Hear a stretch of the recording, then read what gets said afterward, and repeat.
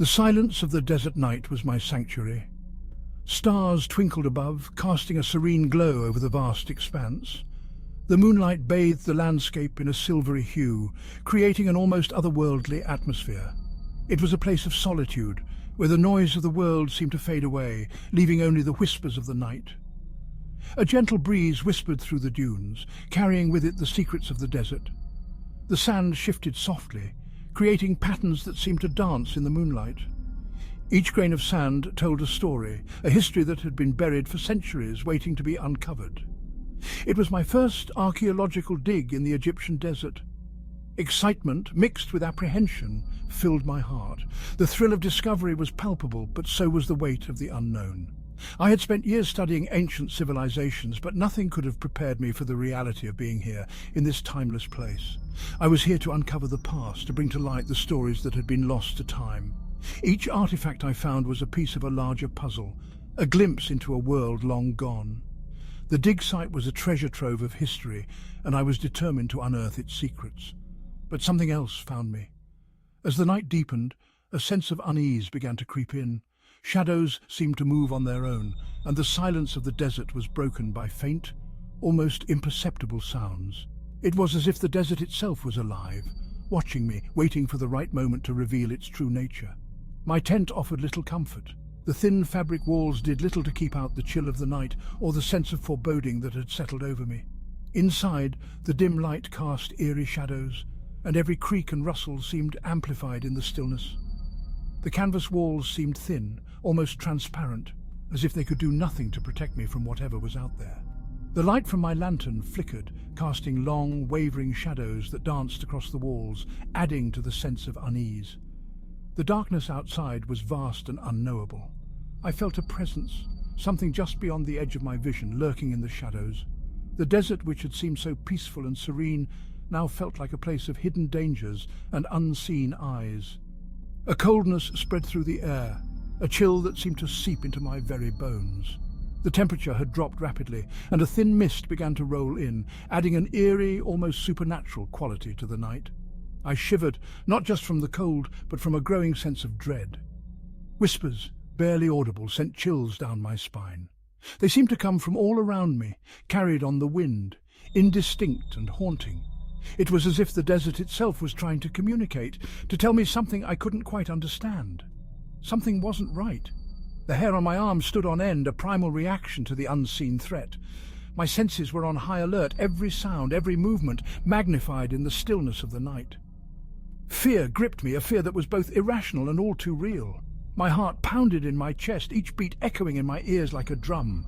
I could feel the adrenaline coursing through my veins, my body preparing for fight or flight.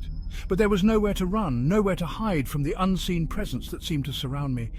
I was alone, but I didn't feel alone. The sense of being watched was overwhelming, as if unseen eyes were tracking my every move. I looked around anxiously, trying to catch a glimpse of whatever was out there, but the darkness revealed nothing.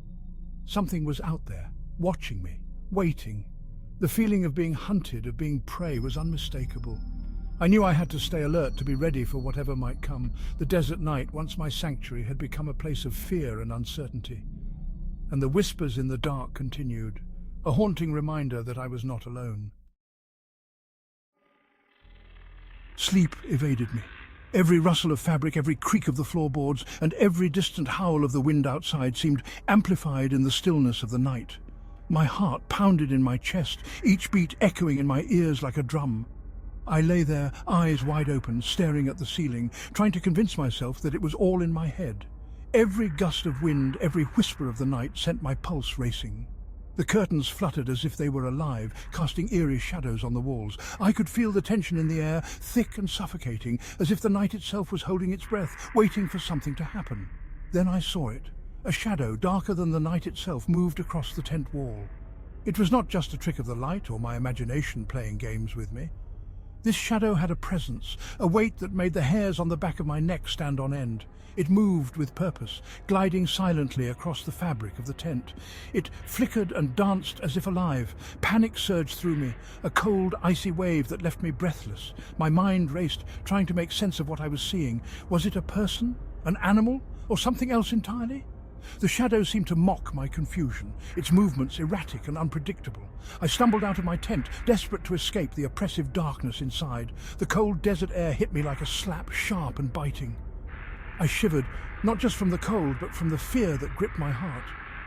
The night was eerily silent, the only sound the crunch of sand beneath my feet. The whispers were louder now, closer.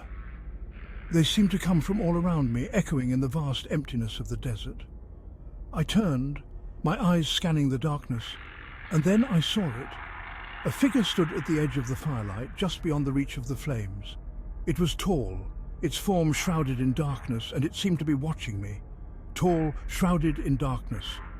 Its eyes glowed with an eerie light, piercing through the night like twin beacons. They seemed to bore into my soul, stripping away my defenses and leaving me exposed. I could feel its gaze, cold and unfeeling, as if it was assessing me, judging me. I froze, my breath caught in my throat. Fear, raw and primal, took hold. It was a fear unlike any I'd ever known, a fear that went beyond the physical and reached deep into my very being. I wanted to run, to scream, to do anything to break free from its grip, but I was paralyzed, unable to move or make a sound. This was no ordinary being. The figure glided closer, its form shifting and swirling like smoke. It moved with an unnatural grace, silent and menacing. As it approached, the air grew colder and the whispers grew louder, a cacophony of voices that seemed to come from the very depths of the earth. I couldn't move, couldn't scream. I was paralyzed with terror. My mind screamed at me to run, to fight, to do something, but my body refused to obey. I stood there, rooted to the spot, as the figure loomed over me, its presence overwhelming. In that moment I knew that I was at the mercy of whatever this shadowy figure was, and there was nothing I could do to escape. The next few days were a blur of fear and confusion. The shadowy figure appeared everywhere. At the dig site, it lurked behind ancient stones. In my tent, it whispered my name. I couldn't escape it. My colleagues noticed my fear. They spoke of Jinn, supernatural beings that inhabited this land.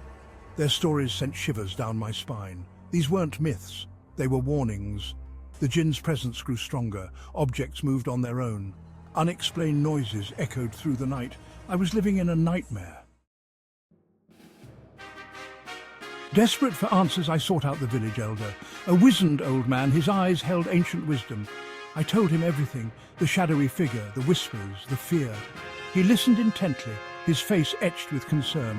"You have encountered a Jinn," he said, his voice raspy with age, "a powerful one." He spoke of a world unseen, where Jinn roamed freely. They could be benevolent or malevolent, tricksters or tormentors. I had stumbled into their realm, and now one of them had set its sights on me. Section 5. The Jinn's Presence. The elder explained that Jinn were drawn to fear. My terror was feeding it, making it stronger. He gave me an amulet, a small silver pendant inscribed with ancient symbols. It was a ward, a protection against the unseen. I clutched the amulet tightly. It offered little comfort. The Jinn's presence was suffocating. I felt it everywhere, watching me, toying with me. I was a prisoner in my own fear. Section 6. Trapped in fear. Days turned into weeks, the haunting relentless. The Jinn's whispers became taunts, its laughter echoing in my ears. Sleep was impossible. Every time I closed my eyes, I saw its glowing eyes, felt its icy breath on my skin. I was exhausted, mentally and physically drained. The desert, once a place of wonder, had become my prison.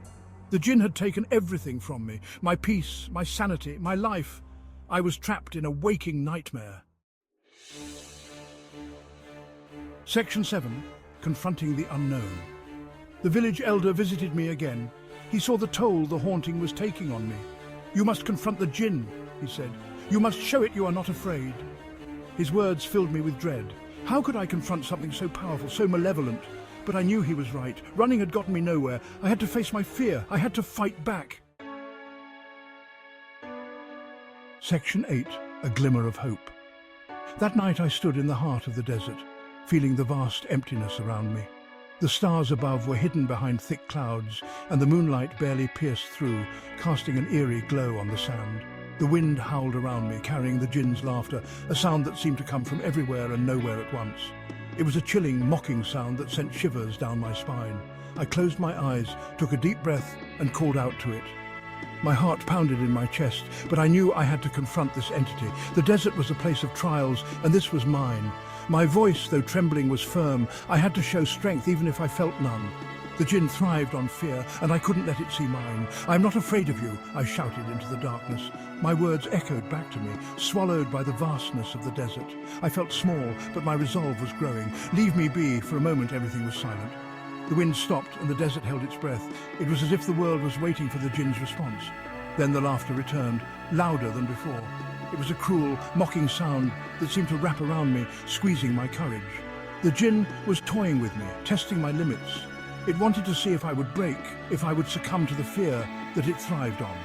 But amidst the fear, I felt a glimmer of hope. It was a small, fragile thing, but it was there. I realized that as long as I could feel hope, I could fight back. I had faced my fear. The Jinn's laughter might have been terrifying, but it was not invincible. I could stand against it, and I would. And I was still standing. The desert was vast, and the night was dark, but I had found a strength within myself that I didn't know existed. This was my glimmer of hope, my beacon in the darkness. Section 9. The Unending Nightmare. The Jinn's attacks intensified after that night, but something had changed within me. The fear was still there, but it no longer controlled me. I had faced the darkness, and I was still standing. The amulet felt warmer now, a source of strength. I knew the Jinn would never truly leave. It was bound to this place, to this land. But I had found a way to coexist with it. The haunting was far from over. Section 10. Living with the Unseen. I left the desert forever changed. The experience left an indelible mark on my soul. I still see the Jinn's eyes in my dreams. I still hear its whispers in the silence. But I am no longer afraid. I carry the amulet with me always, a reminder of my encounter with the unseen. The desert holds secrets, ancient and powerful.